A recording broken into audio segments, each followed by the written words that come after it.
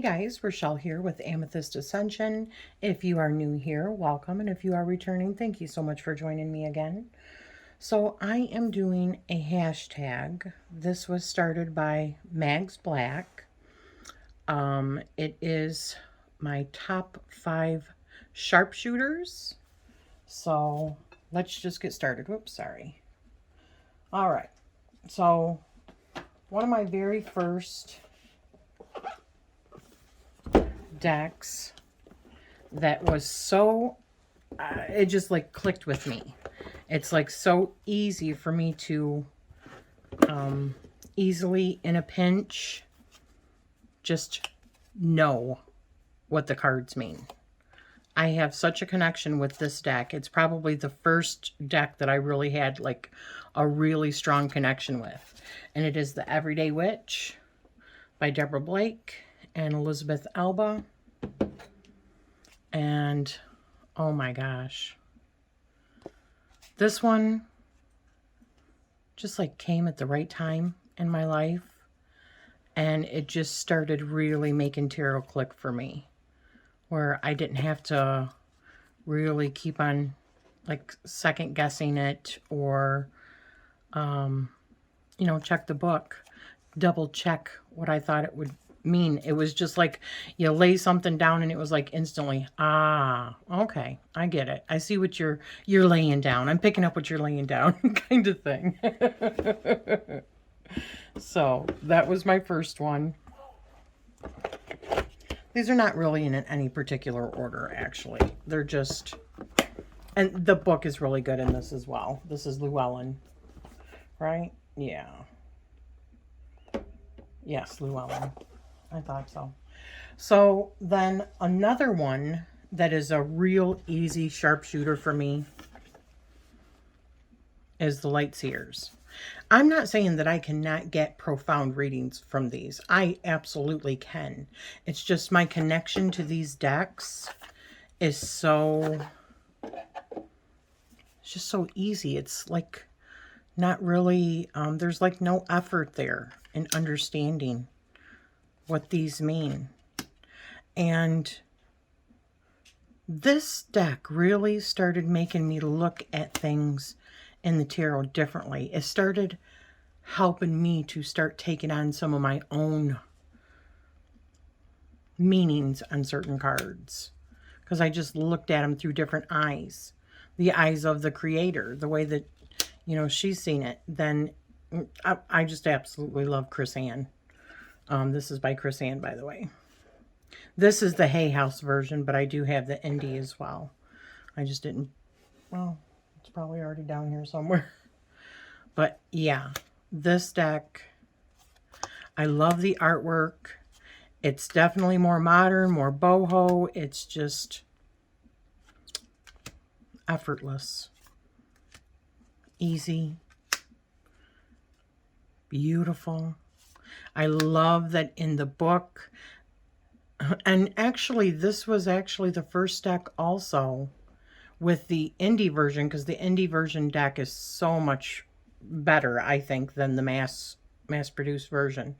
But it really talks about the light and the shadow of each card.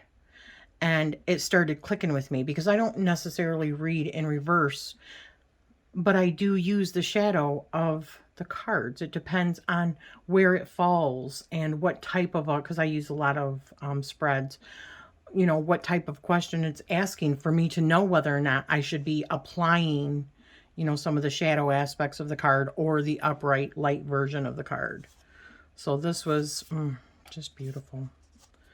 This is another sharpshooter for me, no doubt. No doubt. And it really also helped me with the elements. This deck was a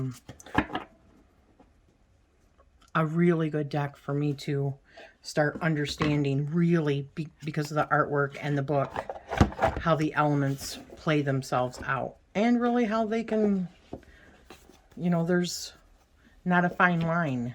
How they all kind of flow into each other. So another one that is pretty straightforward for me is the Dark Mansions Tarot. And This is by Taroteca Studios, or Studio. And this is the first edition. This is not the deluxe. The deluxe was just way too big. I just love this deck. The artwork is beautiful. Understanding this deck is so easy and effortless for me. I mean, it's pretty much the same for all of these. They're just easier to read. And although it says Dark Mansion, it's not really, this does not feel like a dark deck to me. Aesthetically, I like the darker bits of it. I like that it's like Tim Burton-y, but it's not really, or like the dark shadows. It's not really, I don't think, a dark deck at all. I do love like Victorian style or steampunk stuff, and this kind of feels like a mixture of both of those.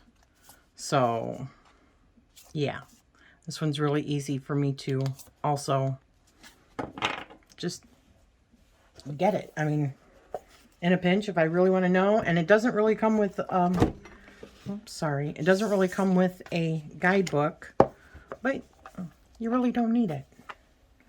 Okay, another one that's pretty straightforward for me, and that I have worked tons with, and that is the Druid Craft. I love this deck so much. I did trim it down, took everything off of it, but it is such an easy deck, and it takes me back to a different time.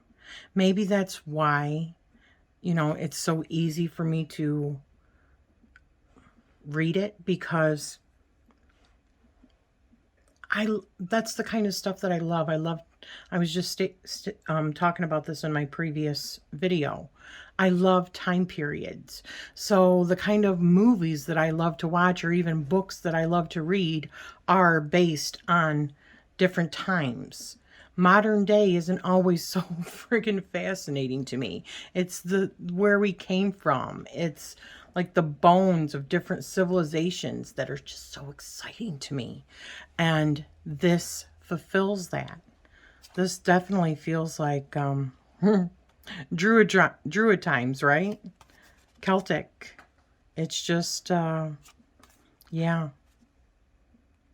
It's so beautiful and so friggin' easy to read. Love it. I'm in love. All right. And the last one is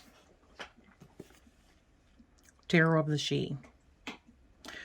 This one I can easily connect with the cards. I understand where she's coming from after reading the book and just really taking time with this deck, doing some really, I know this is funny because there's another tag that's going to be coming up, you know, my deep divers.